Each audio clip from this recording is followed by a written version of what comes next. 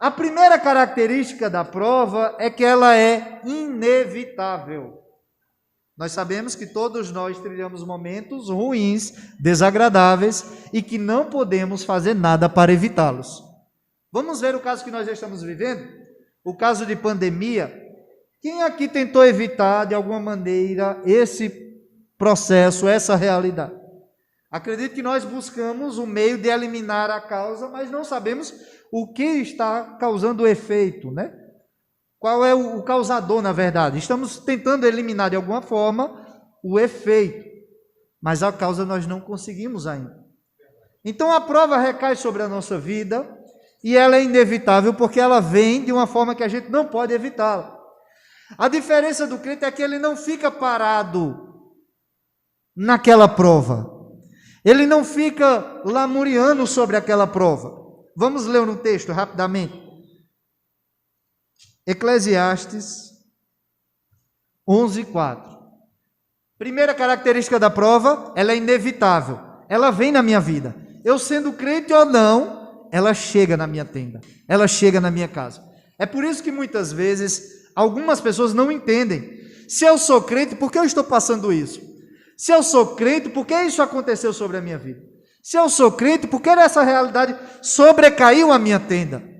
Mas o que nós precisamos entender é, eu sou crente, a diferença é como eu vou passar essa prova, como eu vou passar essa luta, como eu vou passar essa dificuldade. Olha o que diz Eclesiastes 11:4.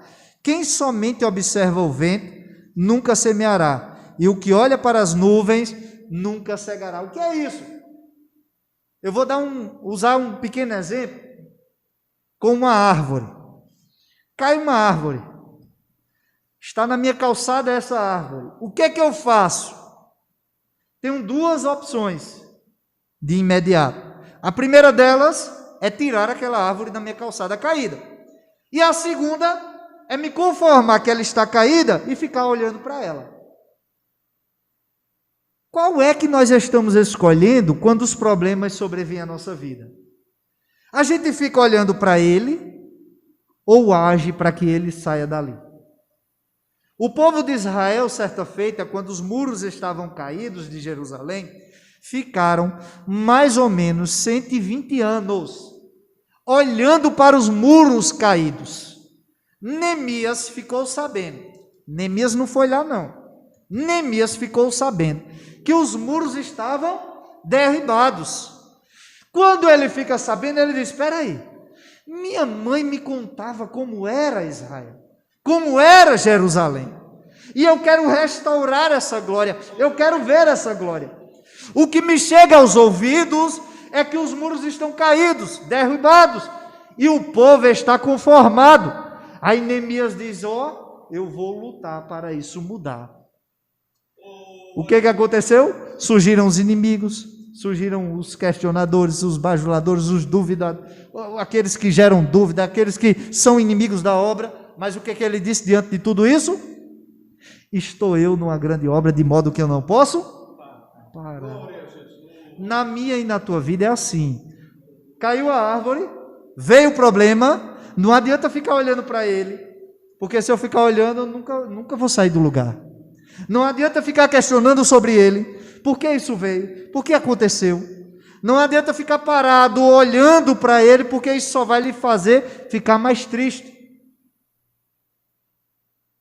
Não é difícil, disse um certo escritor, o homem ser feliz. Difícil é renunciar à infelicidade.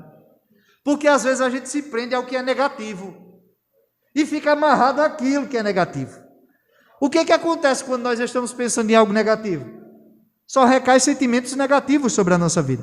Tristeza, dor, angústia, solidão, vazio. Mas quando nós estamos olhando para Cristo, aí há uma mudança de visão. Aí uma mudança de olhar. E veja o que é interessante, porque Neemias ergue os muros. E por que ele ergueu? Porque ele sabia, foi inevitável? Foi, ele não teve como evitar. Talvez a nação de Israel não teve como evitar naquele momento, aquela realidade. Mas eles poderiam ter evitado viver tanto tempo acomodado com aquele problema. Passavam, olhavam e achavam que estava tudo bem. A pior coisa na vida do crente é ele se conformar com o problema. E aí eu vou para o lado espiritual. Se conformar com uma espiritualidade vazia. Que vem para um culto, mas não sente a presença de Deus. Que vem para o culto, mas está contando os minutos para ir embora. Que vem para um culto e não quer desfrutar da glória do Senhor. Que vem para o culto, mas não adora ao Senhor em espírito e em verdade. Que vem para o culto, quer receber, mas não quer entregar. E Deus não trabalha assim. Primeiro você sacrifica. O sacrifício é você. O altar é a sua vida e você tem que se derramar diante da presença do Senhor. Então muitas vezes as pessoas estão acomodadas. Talvez eu não possa ter evitado. Recaiu o problema sobre a minha vida, eu tenho que erguer a minha cabeça, colocar os olhos fitos em Cristo e seguir avante. Segunda característica da prova, ele é imprevisível. Imprevisível. Certa feita Jesus disse, olha, vocês sabem quando vai chover, porque vocês olham para o céu e dizem, olha, a nuvem está escura. E isso aí é sinônimo, significa que vai vir uma tempestade. E é imprevisível a prova, porque a gente não consegue, de fato, saber quando ela recairá sobre as nossas casas. A gente está vivendo uma pandemia, todos nós. Quem aqui imagina que vai ser o próximo a ser atingido na sua casa? Ninguém. Se porventura Deus nos livre, mas chegar a ter um caso em nossa tenda, em nossa casa, vai ser imprevisível para nós. Não é assim que funciona? Vem de repente, está tudo bem, está tudo ótimo, mas de repente apareceu. Está tudo bem, está tudo ótimo, de repente vem a tempestade. Está tudo uma maravilha, mas de repente veio a tempestade. Assim foi com os discípulos. Estavam bem, mas de repente a tempestade recaiu sobre eles. Cristo disse uma coisa que daqui a pouco a gente vai pontuar novamente. Eu vou acelerar um pouquinho. Não temas. Essa é uma mensagem para nós, mas nós iremos avançar mais um pouquinho e depois a gente volta a esse não temas. Então, primeira característica da prova, ela é inevitável. Segunda, imprevisível. Terceira, inadministrável. Quem nunca viveu uma realidade que a prova veio sobre a sua vida e você disse, eu não tenho mais o que fazer. Eu não sei o que fazer diante desse caos. Eu não tenho mais o que fazer diante desse momento. Eu não sei o que fazer, eu não tenho conhecimento, não tenho sabedoria, não tenho habilidade, eu estou atado aqui, preso, porque eu não sei o que fazer diante dessa dificuldade. É justamente uma das características da prova. Ela é inadministrável.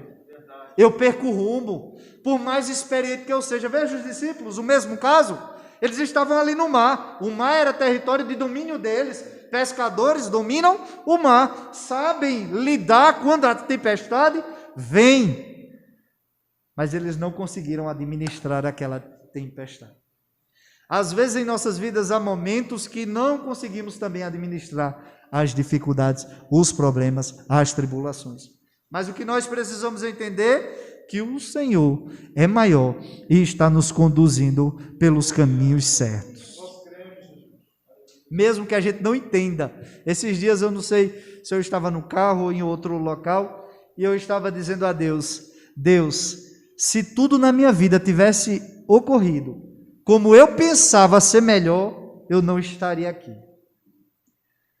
Mas muita coisa aconteceu que eu fiquei triste, muita coisa aconteceu que eu fiquei angustiado, muita coisa aconteceu que eu quis desistir da vida, porque vem essas lutas também, mas o Senhor me conduziu em todas elas, e a mão poderosa do Senhor me fez chegar até aqui. Quarta característica da prova. Ela é instrutiva.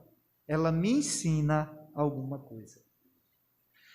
Não tem nada melhor para um crente do que viver deserto. Deserto significa escassez, falta. E por que não tem nada melhor? Porque no deserto, ele aprende que as coisas não dependem dele. No deserto, ele aprende que não é a sabedoria nem o conhecimento que ele possui, que não são os dons espirituais que ele possa ter, que não é a habilidade que ele tem, mas ele aprende que no deserto ele vai depender única e exclusivamente do Senhor. Todas as vezes que você vivenciar um problema, uma dificuldade, entenda isso. Está lhe ensinando alguma coisa, mesmo que você não entenda naquele momento, mas daqui a pouco você entende. Você amadurece, você vai compreender. No deserto, você aprende a depender de Deus. Olha o povo de Israel. Eu pergunto aos irmãos, quando os irmãos vão ler a história, que o povo sai do Egito, vai para a terra prometida, no deserto, no lapso temporal, mais ou menos de 40 anos. A gente vê a narrativa deles plantando? Não. A gente vê alguma narrativa deles pescando ou algo do gênero? Não. Muito pelo contrário. A narrativa é que Deus esteve cuidando daquele povo dia após dia, enquanto estiveram no deserto.